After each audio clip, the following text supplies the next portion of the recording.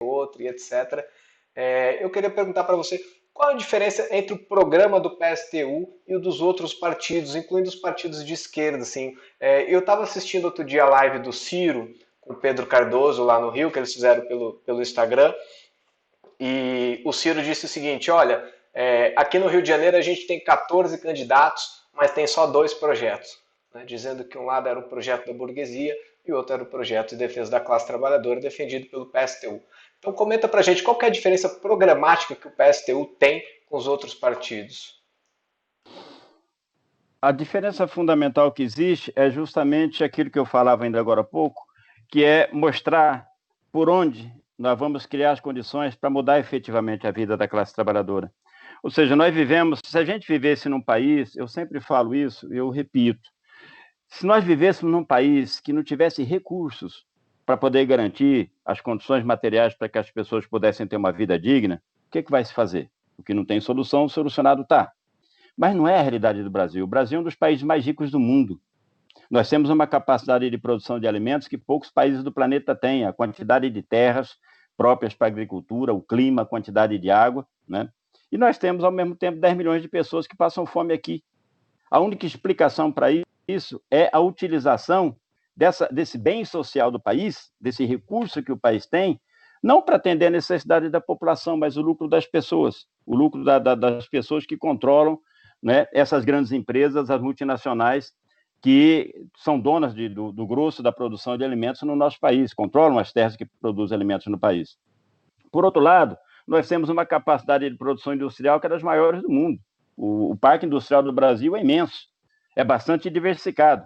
Agora, frente à pandemia de coronavírus, nos deparamos com a realidade que nós produzimos respiradores para poder salvar a vida das pessoas, uma coisa absolutamente simples, que poderia ser produzido com toda facilidade nesse país, mas não produz. Sabe por quê? Porque as empresas produzem aquilo que dá lucro, não aquilo que é necessário para poder atender a necessidade das pessoas. E assim nós temos um sistema financeiro imenso, enorme, os bancos são enormes, mas estão voltados para financiar aquilo que é necessário para a população, ou seja, a produção de alimentos, a construção de moradias populares, obras de saneamento, obras de infraestrutura para melhorar a vida do povo, com juros e com crédito com juro que possa atender, de fato, a necessidade e as condições da população, do pequeno empresário, do pequeno comerciante. Não.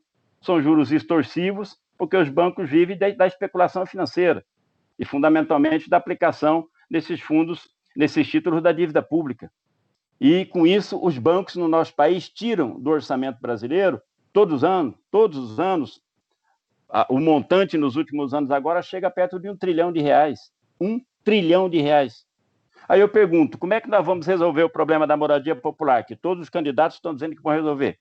Como é que vai resolver o problema da educação e da saúde, que todos os candidatos estão dizendo que vai resolver? Sem parar de pagar a dívida pública, sem estatizar os bancos, sem expropriar o agronegócio e colocar as terras desse país a serviço da produção de alimentos para o povo, sem nacionalizar, sem estatizar as grandes empresas e colocar sob controle dos trabalhadores, de um governo da classe trabalhadora, para poder planejar o que vai se produzir no país para responder à necessidade dos trabalhadores. Essa é a diferença fundamental do nosso programa com esses outros partidos. Você veja, mesmo os partidos que se dizem mais à esquerda, como o PSOL. O candidato do PSOL aqui em São Paulo, Boulos, que é bastante conhecido de todos, numa longa entrevista que deu ao jornal É o País esses dias, o que o Boulos dizia? Que os empresários têm que entender que a vida não é só ter lucro, que não é ter lucro e só arrancar o couro das costas dos trabalhadores. É preciso pensar também na população. E aqui há muitos empresários que têm essa consciência. Olha, eu milito no movimento faz 50 anos, nunca vi nenhum desses empresários. Nenhum. Mas nenhumzinho, nem para remédio, porque não existem. Os empresários, no capitalismo, é da natureza do sistema. O sistema funciona aumentando a exploração sobre a classe trabalhadora. O capital sobrevive, ele se reproduz às custas do aumento cotidiano da exploração da classe trabalhadora. Não só aqui no Brasil, no mundo todo. Por isso que no mundo inteiro, nesse momento de crise que nós não vemos a sociedade se organizando para garantir um seguro-desemprego maior, para garantir estabilidade no emprego, para garantir uma aposentadoria maior, para garantir renda para as pessoas que não têm outra fonte de renda para sustentar suas famílias neste momento. Pelo contrário, o que nós vemos no mundo todo é reforma trabalhista para tirar direito dos trabalhadores, é lei para ajudar as empresas a reduzir salário de trabalhadores, é lei para facilitar a demissão de trabalhadores.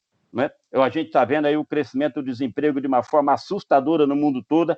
A sociedade capitalista funciona em função dos interesses de cada vez um número menor de grandes bilionários ou trilionários que são cada vez mais ricos às custas de impor uma situação de miséria cada vez maior para uma parcela cada vez maior da população.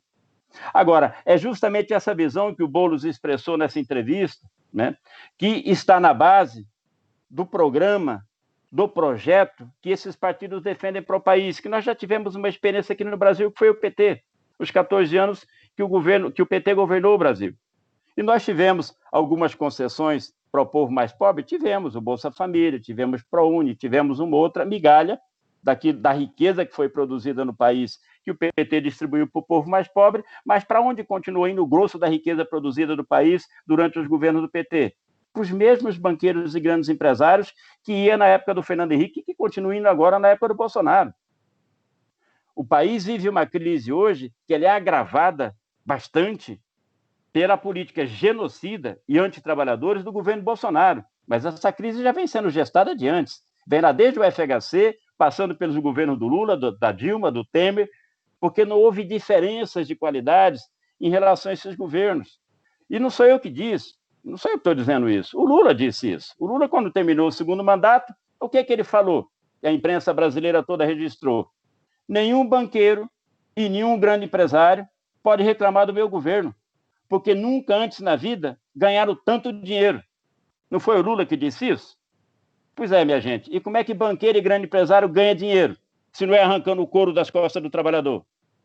Então, esses partidos, ao defender a conciliação com os empresários, eles tiram do seu programa a necessidade de que a gente arranque do controle desses empresários os meios de produção do país.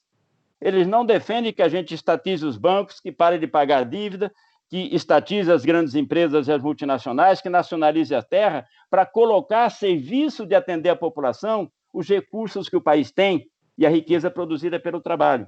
Ao não defenderem isso, eles só fazem mentir, porque estão dizendo que vão resolver problemas e depois não vão resolvê-los.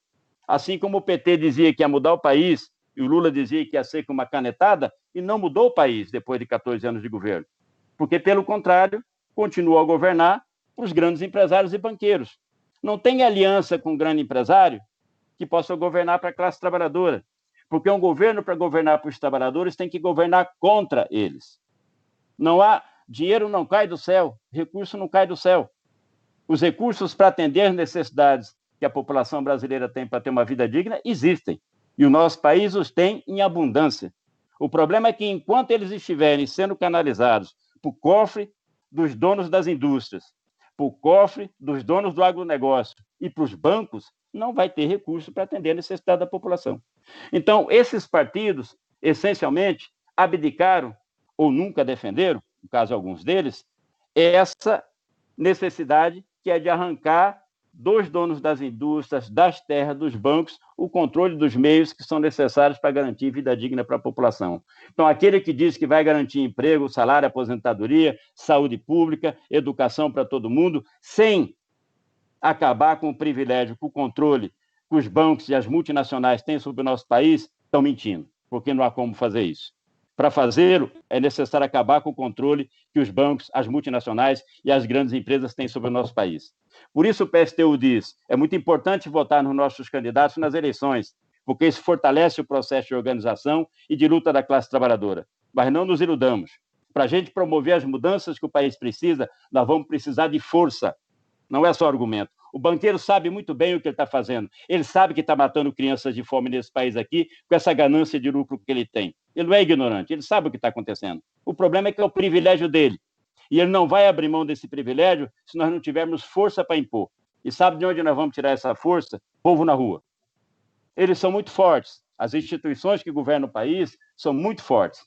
O capitalismo está aí controlando, governando o planeta faz mais de 300 anos. Agora, se o povo todo vai para a rua, nós temos muito mais força do que eles.